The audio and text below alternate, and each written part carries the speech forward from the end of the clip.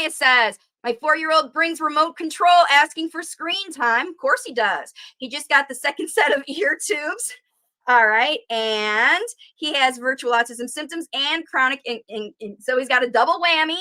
So it makes perfect sense. Like I said, these kids that have poor hearing because of ear issues, they're amazing visual learners. And it does not take long. It could be days of giving your kid the phone for an hour or two, and now they're hooked. 2-3 days. That's it. So I'm not surprised that while your child wasn't feeling well, while he had surgery, while he did all this stuff, he was still needing those devices and recovering and dealing from all that other things. And do virtual autism kids stim? Yes, especially kids with ear infections, especially. Because remember, on top of just feeling their inability to hear and the frustration from their lack of language, they have pain and pressure and stuff in their head. They have headaches. They have, sore throats and drainage and phlegm and goo, and they can't hear, and it's inconsistent, and people judge them. So they're feeling all these feelings, and of course they're going to stim, because how are they going to regulate their feelings? How are they going to communicate all these complex feelings they're having? Kids with virtual autism, kids with autism, all kids, they have very complex feelings, very complex. So yes, they do. They do stim. And the stims go away when language increases, because that's it. They now have language. A smart parent is going to always look for the root of the stim and start talking to your child about how they feel and why they feel that way and what happens to trigger those feelings and what do you do when you're triggered to have those feelings. Because you have been, you were a kid, you have been judged by other people. You have felt unable to do things before and not know how to feel confident about your life. You need someone to empower you and equip you and teach you and facilitate your development. Everybody needs that, right? If your child was getting it from Bluey or Blippi or somebody they were watching online, they need you to replace it, okay? They need you to replace it anyway. But they really need you to replace this if they were getting it somewhere else and you took that somewhere else away. So like if you had a babysitter and like the speech therapist that leaves after 3 weeks, okay? All right, so my 3-year-old son can sing and knows the colors and alphabet, but he can't say his name. Well, that's because he's memorized, and his experience with technology, with you singing them, with you prompting them, what's this? Let's count again. Let's do it with me, blah, blah, blah. Imitate me, sing like me, do like me, and then the questions. What is it? Where's the number 2? How do you find this? This is how children fall into this, right? Because we don't ask children to say their name. Why would you say, what's your name to your child? You gave it to them, right? If you're trying to train them to say their name when they go other places, that's a whole thing. Why? Why do they have to say their name? This isn't functional, okay? So it's really important that you understand when you say what your child can do and can't do. This is always what comes with me, because you want to make them do something different. You want them to be doing something different. You don't want to make them do anything you can't. You can't. You can't make them say their name. I'm going to teach them to say his name. You'll facilitate your child's ability to say their name. Otherwise, you might as well just get a whole bag of dog tricks and dog treats and do it like dog training, because that's the only way you know it's going to happen. Like the other mom, I know that she'll try to say the word banana if I hold the banana and make her say it. Well, of course, she knows that's how it works. She doesn't want to have a tantrum and have this mom say you're bad for having a tantrum. She's going to do what her mom said and say, blah, and it's not modeled. It's not even demonstrated. Say banana. Why? You're holding it. Why? You know what it is. Why are we having a discussion about what this thing is?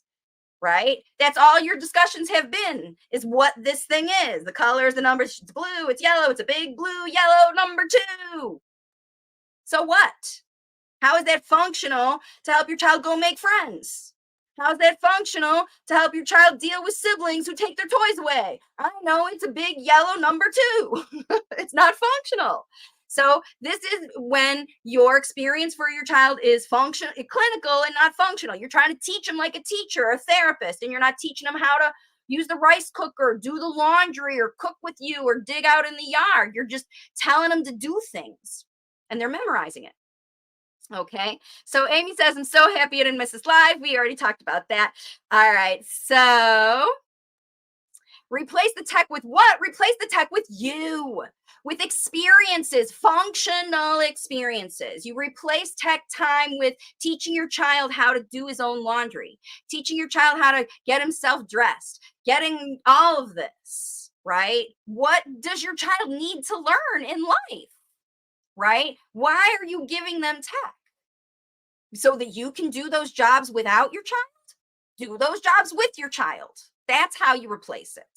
Because you're giving right now you're doing things separately. You're doing things and your child's doing things. That's why you have to give them tech, so they stay in one place and they're quiet so you can do things, because they're interrupting you and they can't, or they want, so you pick things to do with them. The last two videos, love, go to the live on Waves of Communication on my YouTube channel. Go to the live section and watch the last two videos. There are 11 steps to set up a home program that is fail-proof. It's fail-proof when you do it. Okay.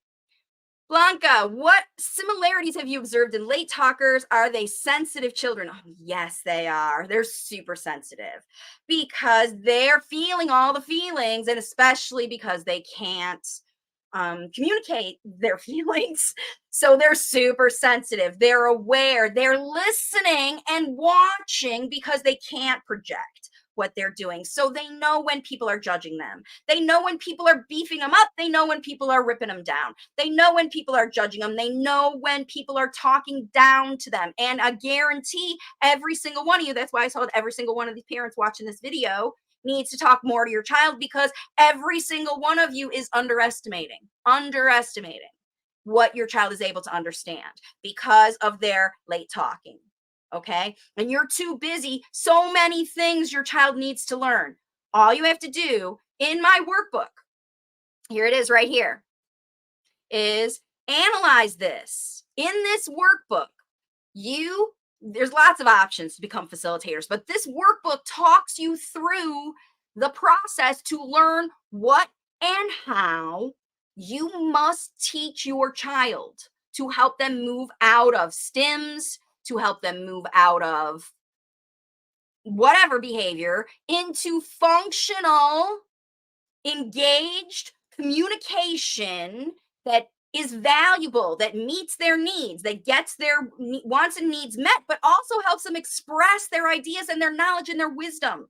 Because all that stuff they were watching on videos, or they were playing with those toys, or they were testing physics or doing all those things, they were learning something. And remember, you're not going to be satisfied until your child willingly shows you what they know without you having to pull it out of them.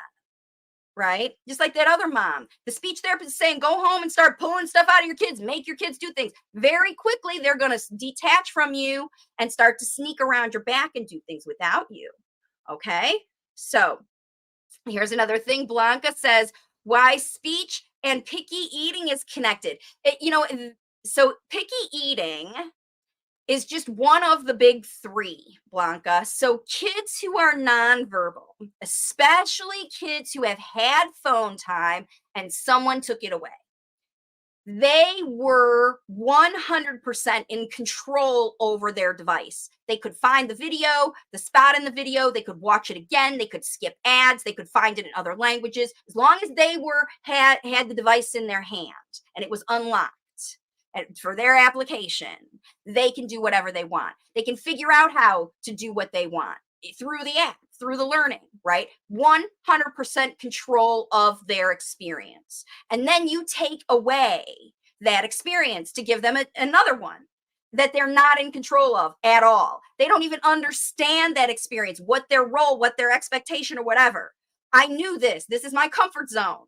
I know what's in the device. I know how to manage it. Now you're asking me to control, you're trying to control me instead of me controlling you. Guess what's going to happen? They're going to shut down in one or more ways. And the three biggest triggers that get parents to reconnect with the child, even if it's through discipline, is picky eating. Number two is bathroom stuff. They'll start having accidents. They'll start using the bathroom in places. They'll start smearing poo. They'll start digging their hands in their pants. They'll start doing that stuff. That's number two. Number three is sleep. Okay. So they will try to control you because they'll want to be up all night. They'll want to be watching videos. They want to control your phone time. Every time you have the phone, they're going to want to sneak and take it away from you. They're going to sneak behind you because they've lost control of their experience, of their learning, the best way they knew how to learn. You took it out of their hand. And what are you replacing it with? Okay. It has to be more attractive than the phone, not as attractive. And the reality is, human experiences are always more attractive when you choose the right ones using the workbook, and then you facilitate properly. You facilitate at your child's level from your child's perspective. You don't go say, all right, we're all going fishing now, and your child has no idea what that is, and they don't even like the outdoors. You're going to make an enemy because you replace their favorite, controlled, loved exposure to learning with this crazy, horrible experience that they don't know anything about. And if you go make a 180 shift like that, you're going to lose them fast, because they're already mad at you because you took away their best friend, Bluey or Blippy or Poco Melon or whoever, right? Okay, so when you say set up a home program, we're referring to pulling a child out of school to homeschool a program in addition to school. That is up to you, love. That's up to you. Remember, we just talked about some experiences that are less than beneficial for your child. If you have, I don't know how old your child is, this is an older one. Yeah, so, I mean, if school has been for years non-functional for your child, you can bring them home even 6 months, right? If you have the opportunity to bring your child home between now and next school term in the US or Canada starts in August, September, if you had that many months to set up a home program with your child at home, when you return them to whatever school program you want to send them to, they will be different. They will be better. They'll be more functional. And so that's how you do. So that's how you do it. And again, I can show you how. I have helped other parents do it, but every family situation, I don't know what resources you have in your community. I don't know if you're working, if you're able to stay home, how much time you have, how much money you have, if you have other kids and other responsibilities, because all those things have to be factored in. And that's why you have to watch those 2 videos, because it's not so easy to just take it over, but it is possible and you can do it. And that's what I'm here to tell you about. That's why I have so many videos. It's not like it's a quick fix. There is no quick fix. This is a problem that was created from detachment. Okay. Somehow your child got detached from facilitation of what they need. And it's up to you to get it back